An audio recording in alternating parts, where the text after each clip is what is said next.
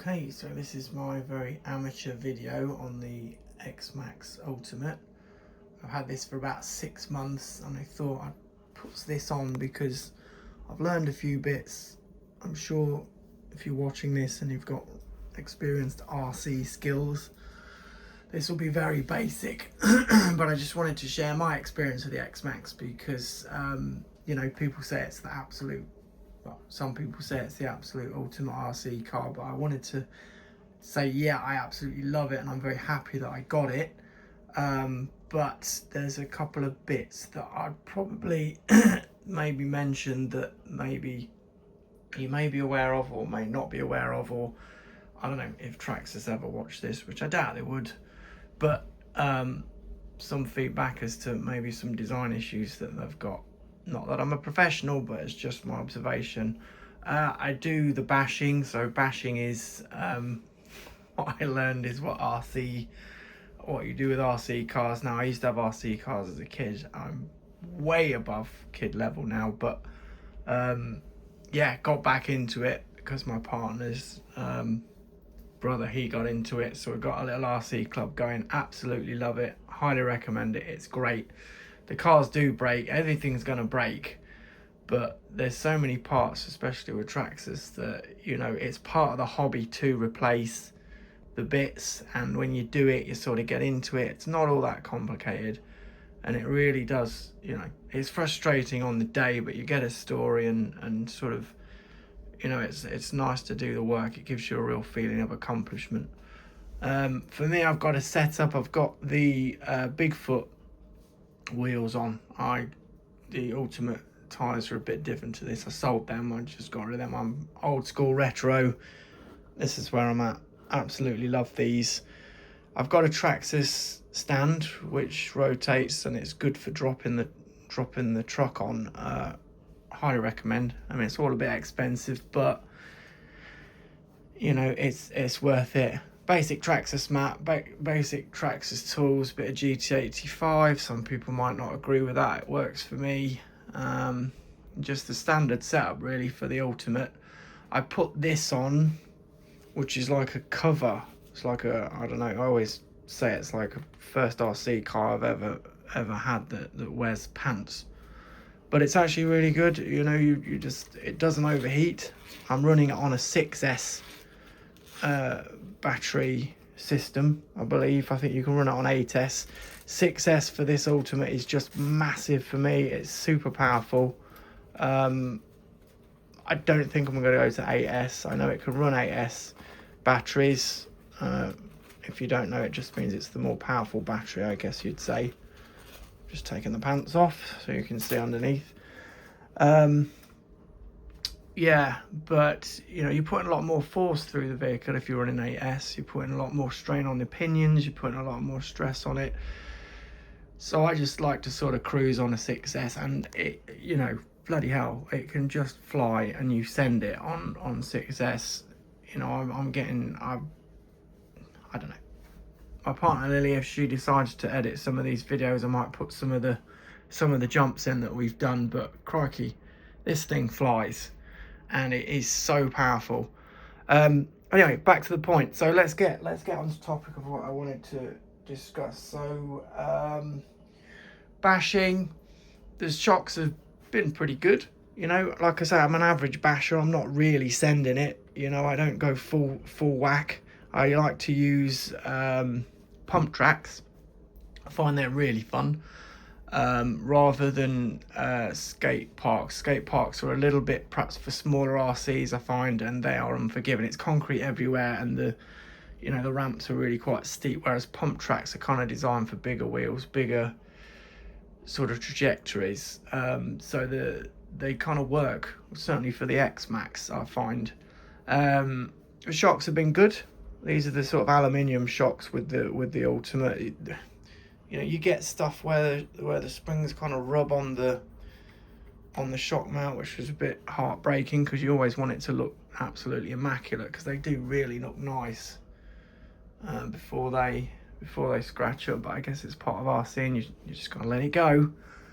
No problem with the shocks. Sometimes if you do a big bash, I've found that at the bottom, the shocks down here, they leak a bit. You know, you get a little bit of oil coming out. What I found to help with that is I've gone, and it's not the thickest oil, but I've gone for a Traxxas, sort of a higher viscosity. Again, you know, obviously you're all going to have your individual opinions on what you like, what might be best, and you know, some of you guys watching this, if you are watching this, will probably be way more experienced than me. But you know, I'm on my own journey here.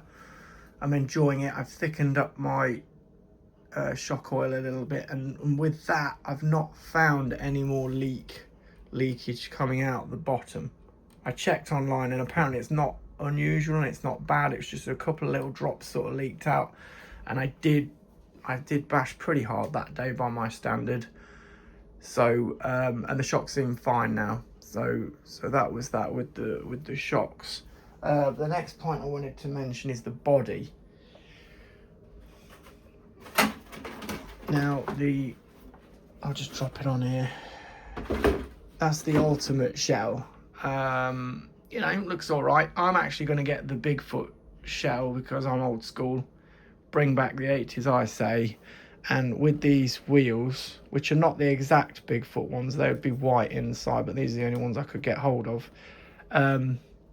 which I like. You know, I love them. But the shell I'm going to go for the retro shell. I'd say the shell's pretty good as it goes, but if we look inside, are you going to stay there? Okay, I'll try and hold this. If you look inside, you get your strengthening points, and the shell is really good up to that point. And then back here, the quick release system, really good. Where it falls to bits is you've got nothing right on the back end. So between that plastic sort of reinforcing there, and then the structural rear fastening mount, you've just got this thin stuff, and you can see it cracks. There's no support there, it just cracks, and them cracks go all the way along and they work their way up the body, both sides. That is the only problem, and I've seen quite a few you know, mentions about this. So you know, this is the part where Traxxas, if you are watching, you've done so well. If you were to just adjust this rear structure slightly, I think that, you know, you'd have a body shell that lasts quite a bit longer. There's a hack. I have seen videos, I haven't done it yet, where people get this stuff. This is like bloody hell, what do you call it? It's that tape. Oh, I should know. Anyway, look at it. You could look it up online. It's basically you put it on plasterboard walls. So you line the inside of the shell with this stuff, and then you use where have I got it? Use this stuff. And I'm not sponsored or anything. You just put that on, shoe glue with that, and you just basically put it all along the inside of the shell, and that is supposed to really give you a bit more sort of strength. It's not going to make it impenetrable or invulnerable, but it does make it last more. So if that's of any help, that would be, you know, worth doing. And then we're going to talk about, and I removed the bolts for the wheel here so I could just do this fancy, well, I say that, I'm trying to pull this off, hold on, yeah, take the wheel off. So the biggest problem I'm getting with the XMaxx, and probably the main thing I want to emphasize on this video, is this rear suspension arm. Now you can see it's busted there. I've got another one on order. You know, Traxxas is great, everything is part numbered. I go to 80 models, but there's lots of places you can get things. Yeah, 17 quid I think for this lower suspension arm. It's not that much, but this is the second one that's broke. The problem is, when you land a bit funny, when you're, especially in the early days like me, but you know, controlling the air is a big part of RCing, and accelerating sort of raises the nose, braking dips the nose. But if you hit a ramp a bit funny, or you don't quite get the trajectory, or you just hit it on full acceleration without releasing before the jump, you lose control, and you can get some pretty rough landings. And this wasn't a particularly bad landing, but it sort of went rear wheel down first, and it snapped off. Now, what I did was, I did it before, I did the same thing. It just pulled the pins out. Usually you just got these Traxxas pins, and they're held in by, I don't know if you can see there, it's pretty crap light, you can see there, they're held in by a screw. So you put the pin in, you put a screw over it, and that holds. And what actually happens with the standard Traxxas pins, they pull out, which I thought was a really bad design. So I then went to these things, which aren't Traxxas. You do a slight modification, but you basically have a bolt on each side, and I thought, well, that's going to fix it. But what actually happens is, well, in my instance and in my case, it's all about energy transfer. Because I had these bolts in the ends, instead of, when the arm landed and twisted, instead of it pulling out and then me being able to just do a quick reassembly and pop it back in again, because it couldn't pull out, because it couldn't move, because there wasn't the give, because the bolts were on the end, it actually just ripped the arm off. So without being a science nerd too much here, you're basically dealing with kinetic energy. That energy needs to dissipate, and if it can't dissipate through flex and movement, then something's going to break. So worth a thought if you do go down this Traxxas Max route, that, you know, if you are getting problems with these rear suspension arms, with them sort of popping out, I know other RCers get this as well. Even though it's frustrating, I'd probably stay with the pins, because if you bolt the ends, instead of it pulling out, you're going to get a snap. So yeah, I hope that helps. That about summarizes the points I was going to make on this video. Maybe I'll even get better at doing a bit of video editing, because we've got some really good videos of jumps and stuff, and you know, we've got some pretty different RCs. Lily's got a, what has she got? She's got a little Hypergo, which I've got hanging on the end. That's a great little car. There's loads of videos about it. I definitely run it on 3S. 2S it goes pretty quick, but 3S it's a right little beast, and it's really good fun, and you can fully send it. Just the last bit on this, on the pants, I recommend these because it just really covers all the servo parts, all the motor, all the electrics. It's breathable. You get that off Amazon. That's pretty easy, super cheap. It's just zip up, velcros down, and I just find it gives a lot of cover. I don't like to run the X-Maxx wet. You can run it wet, but every time you do, you end up having to take all the wheels off, clean everything down, hose it, spray it, clean it.